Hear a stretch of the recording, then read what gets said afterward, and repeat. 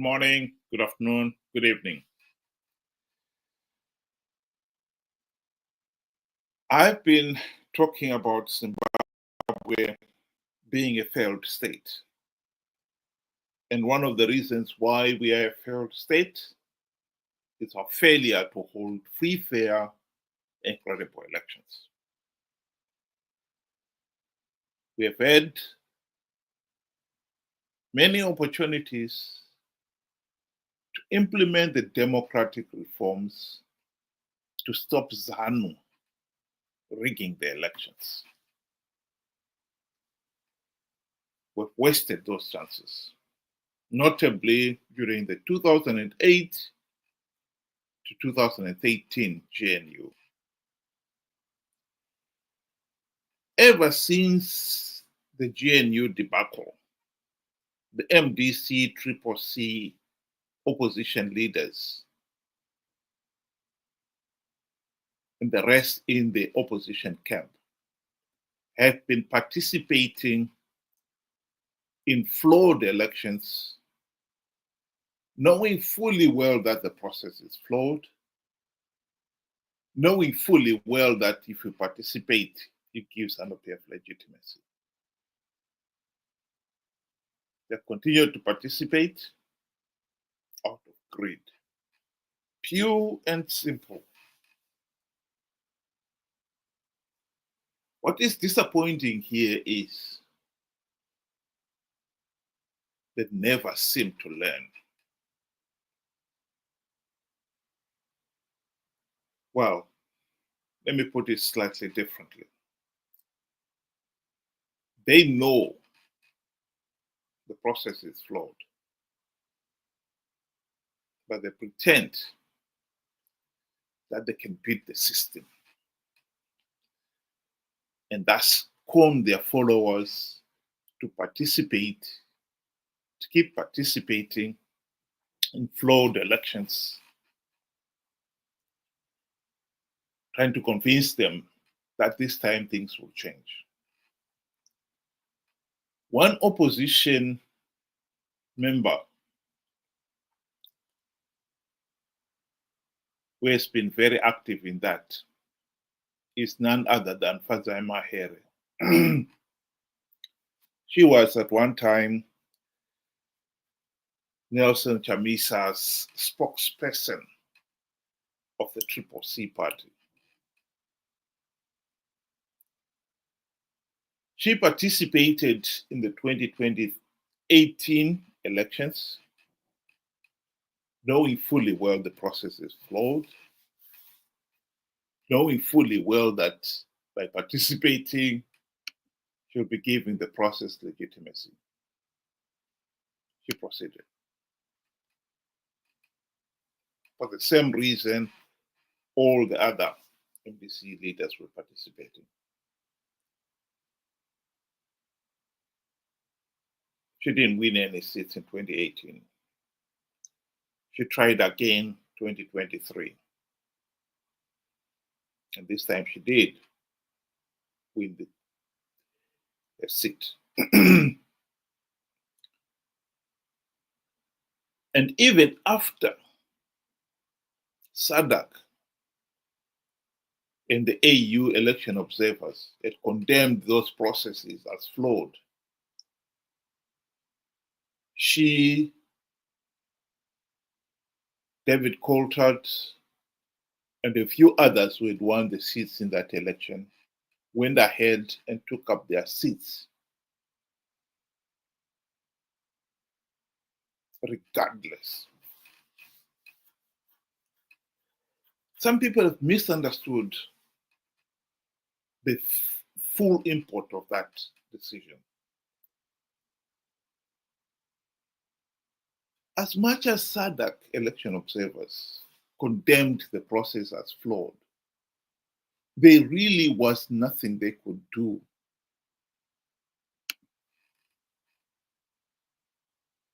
to deny Zanu PF political legitimacy when over nearly 2 million Chamisa supporters alone had participated in those elections. And when the winning Triple C leaders took up their seats, even after SADC and the AU, they condemned the process as flawed.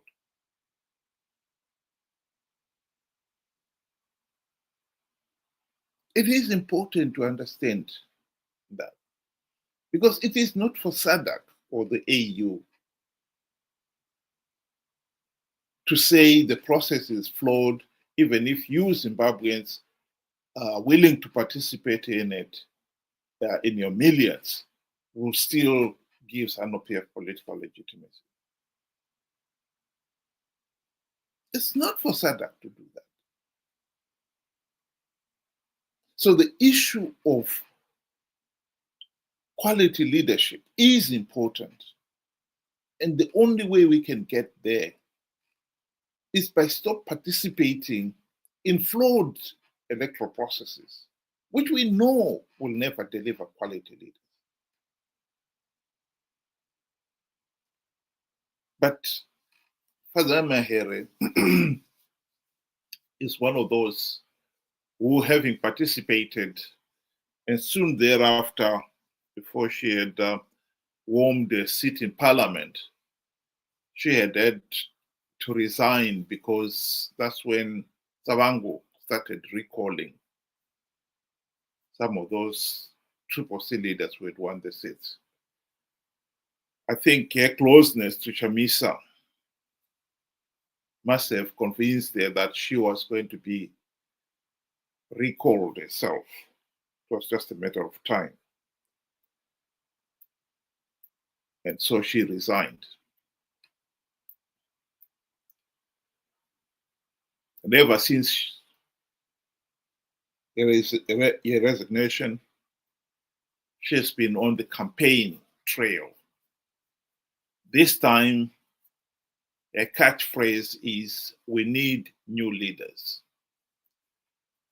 Like all opposition leaders, she loves highlighting or reminding us the problems, our suffering under Zanu PF.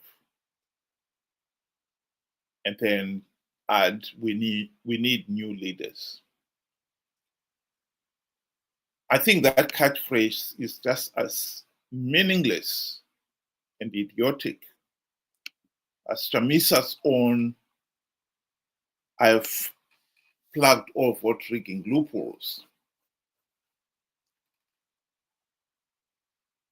to stop Zanu PF rigging the elections in 2023, or the earlier one, that MDC alliance had stringent measures to stop Zanu PF rigging the elections.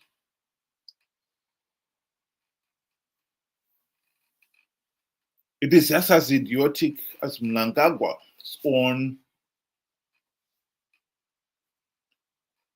Vision 2030.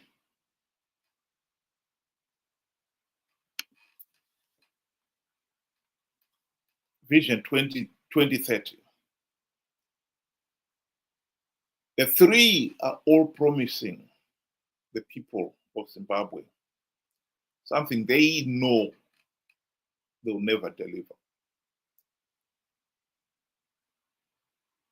Father Mahere is not going to deliver any new leadership. Zanu PF will rig the elections, and she is quite content. She and her colleagues are quite content with a few gravy train seats that they would win, just as they were content in 2023.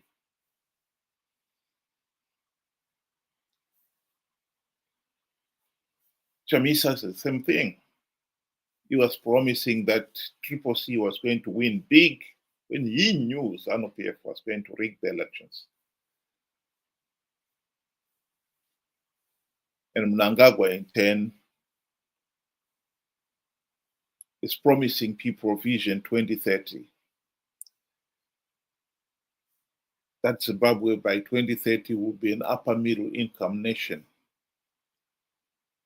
And yet, we all know that that is an impossible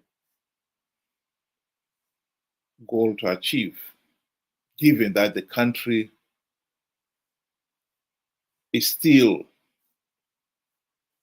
suffering from the gross mismanagement and the rampant corruption.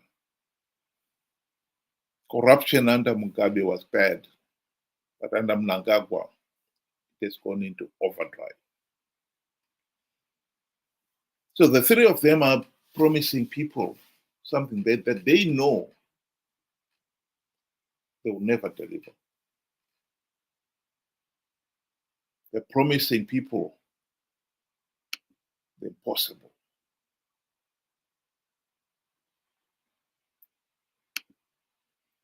That is one of the tragedies of Africa, of Zimbabwe.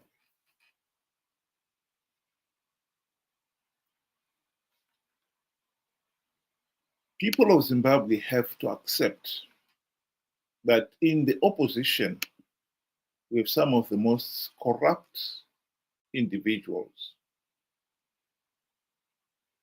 And all they care about is their share of the looted wealth. Mahere and company know they will never win rigged elections. And yet they keep participating. And not only that, they keep telling people that they're going to deliver new leadership. And unfortunately, the Zimbabweans have been slow to learn and realize they're being taken for a ride. And that is the double tragedy of Zimbabwe. Here is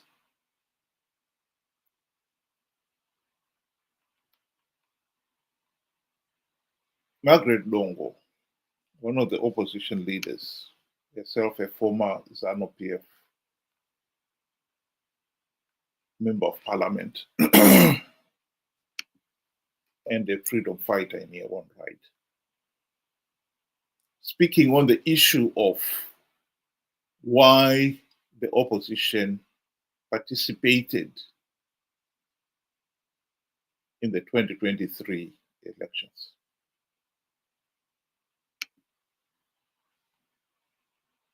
Business. This is what I want to remind most of our MPs and other people. Do you think they look at it as a business? Yes, they look at it as a business. Because they look at it as a business seriously. Because the moment they go, business and employment creation, because if they go to parliament, you are employed. You get a car, you get a stable salary, and you are paid until your term is over. Already you are employed. If you are out, you're out of employment. If you serve 2 terms, you get a pension? You get a pension. Then already, this is why people kill in politics. They kill to be in parliament. This is why we have violence in this country. Because there is no employment. The only employment which is there is in politics. There is no other outside employment. So for them, a very good example is, look at what happened to CCC, the Triple C party. Have a look. When they lost, when they said they were rigged, what I expected from them, I expected all parliamentarians to say, we are not going to go to participate in a rigged system. And we are not going to sit in a rigged parliament. Because the elections have been rigged. So all of us were not going to parliament. Imagine what could have happened.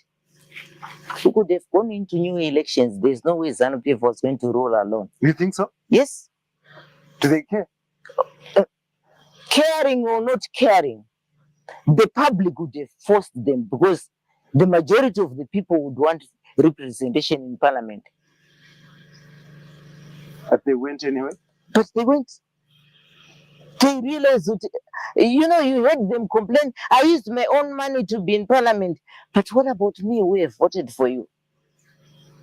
I used my own money. So the idea is to recover. Is it a business where you want to recover your losses? Is it a business? Politics, is it a business where everyone else, when you get in parliament, you want to recover your losses? A good example is now. I think what makes it worse is when those people went into politics or they were elected on a ticket promising the people that there will be new leaders. And yet they know that the process, a rigged electoral process, will never produce new leaders. It's just another excuse to justify participating in a rigged process, which you know will only perpetuate the Zanu PF dictatorship. But people like Mahere, Tendai Biti, David Coltart, and all the other MDC Triple C leaders do not mind that. All they care about is that they win the few gravitron seats Zanu PF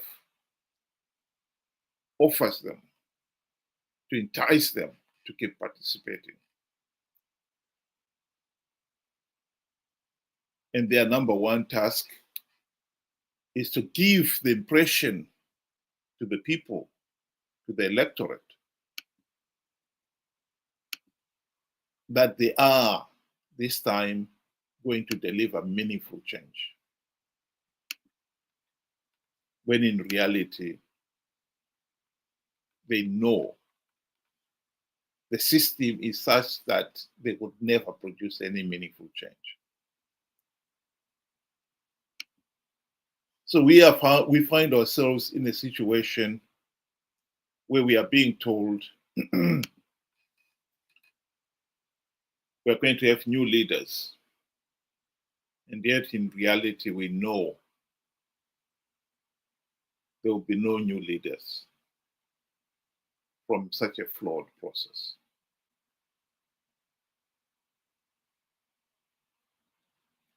– 2028 is around the corner.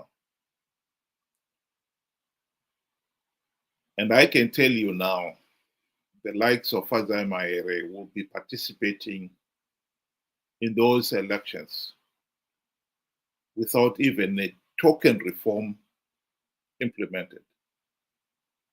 Indeed, what is there to suggest that people like Mahere will stop participating? They participated in 2023 and before that in 2018, knowing fully well the process is flawed. So what would have changed?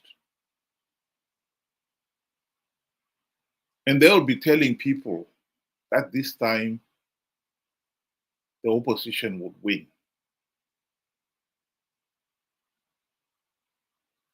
I think people of Zimbabwe should wake up to the reality that as long as we have got people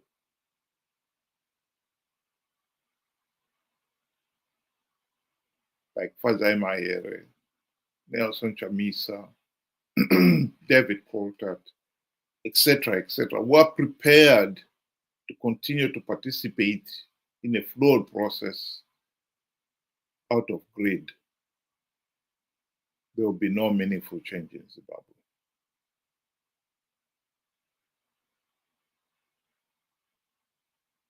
The biggest challenge in 2028 is to make sure that we do not have the so-called Chamisa Chete brigade participating in those flawed elections in their millions. Because if they do, SADC and the AU would not do anything to deny Zanu PF legitimacy. And we'll be back to where we are today.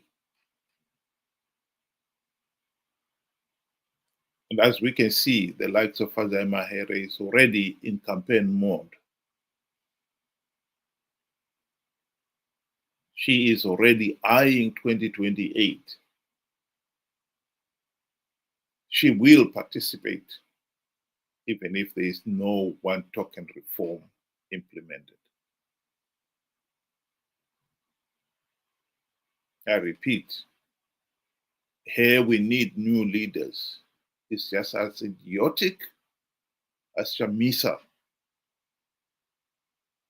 It's an idiotic lie that he had plugged the vote-rigging loopholes. As idiotic as Mnangagwa's claim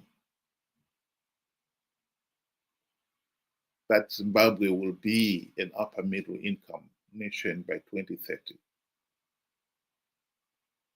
They are all taking advantage of the ignorance of the people, that they are gullible, and that they are naive, and therefore then they are easily conned to believe idiotic nonsense. Food for thought.